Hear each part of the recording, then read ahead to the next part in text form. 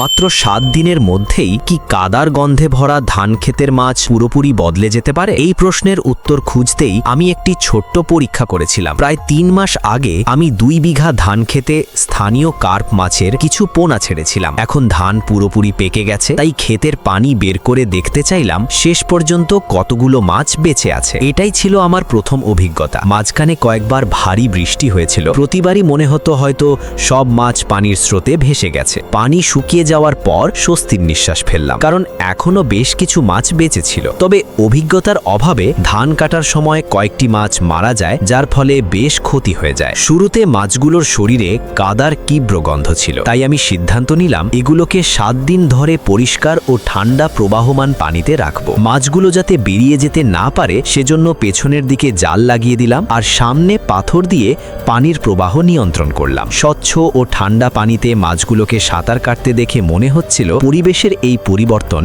তাদের উপর ইতিবাচক প্রভাব ফেলছে। দেখতে দেখতেই কেটে গেল পুরো 7 দিন। এবার মাছগুলোর রং আগের চেয়ে অনেক গাঢ় হয়ে গেছে। শুধু তাই নয়, তাদের অবস্থাও অনেক বেশি সুস্থ ও সতেজ মনে হচ্ছিল। এই পুরো অভিজ্ঞতা আমাকে একটি গুরুত্বপূর্ণ শিক্ষা দিয়েছে। ধান খেতে মাছ চাষ শুধু ভাগ্যের ওপর নির্ভর করে না, এর জন্য দরকার ধৈর্য, সঠিক যত্ন আর নিয়মিত পরিচর্যা। কারণ সামান্য যত্ন অনেক বড় পরিবর্তন এনে দিতে পারে।